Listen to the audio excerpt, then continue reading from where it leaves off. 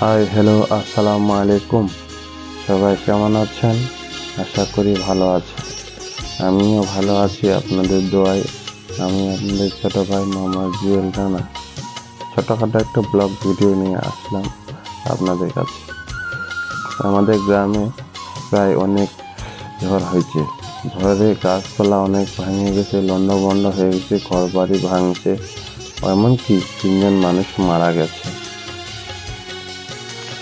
তো এখন আমাদের বাগানে আমরা আসি, আম গাছের ডাল ভেঙে গেছে, ডালগুলা ভাঙা জড়াচ্ছিলাম, জড়ার পরে অনেক আম জড়াইছে। দেখেন এই আমগুলা এখনো পুরাট হয় নাই।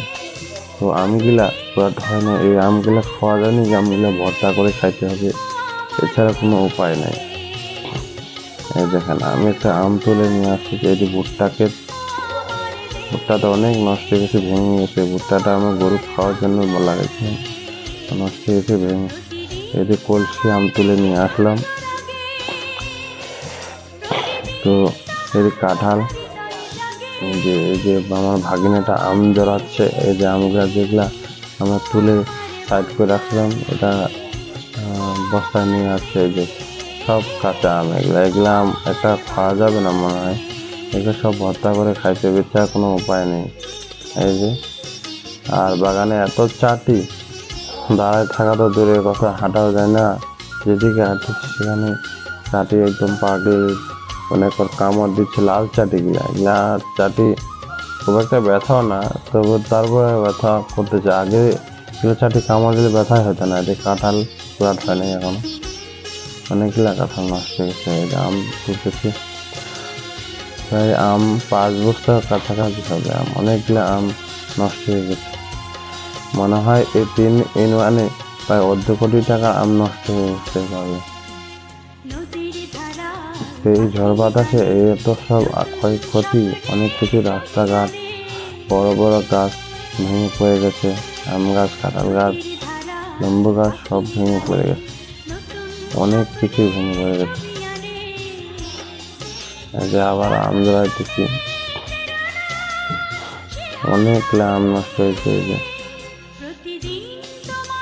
আমের যে অবস্থা, আর কি বলে। বাইক নিয়ে আমি যাচ্ছি নদীর সাইড দিয়ে, আম চড়াই নিয়ে যাচ্ছি বাইক নিয়ে, নদীর সাইড দিয়ে যাচ্ছি।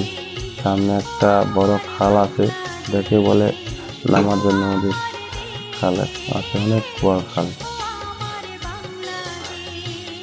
সামনে গাছটা পরে সাইডে নদী। এই যে নদী চলে আসছে নদীর পাশে। তো অনেক আগে আসছিলাম তো নদীতে পানি ছিল না, ইচ্ছে একবারে একটা করে পানি ছিল না।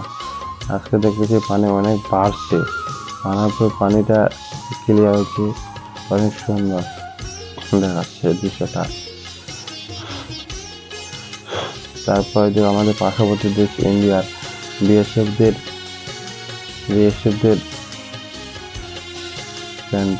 সেন্টারম্যান, বিএসএফদের এদের টংটা দেখা যাচ্ছে। এদের সেন্টারম্যান টং, এদের বাড়িগুলো অনেক সুন্দর সুন্দর বাড়ি বানাইছে। তো আমি আবার সামনে একটু আগিয়ে যাচ্ছি, এই যে নদীর পাশ দিয়ে যাচ্ছি, হেঁটে বাইক নিয়ে যাচ্ছি।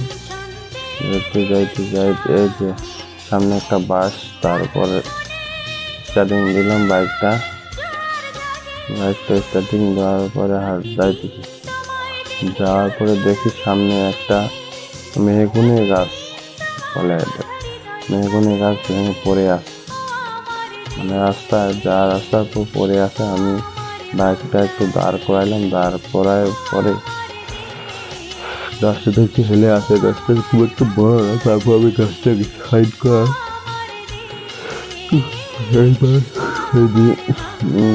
একবারে ক্লিয়ার ভাবে দেখা যাচ্ছে আমাদের পার্শ্ববর্তী দেশ ইন্ডিয়ার বিএসএফদের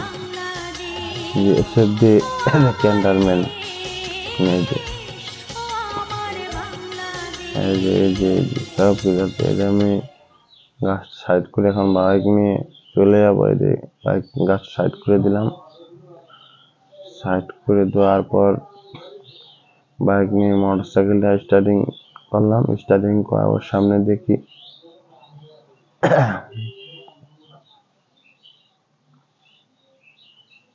স্টার্টিং করার পর যাচ্ছে, যে সামনে দিকে আরেকটা ছোট গাছ ভাঙা আছে।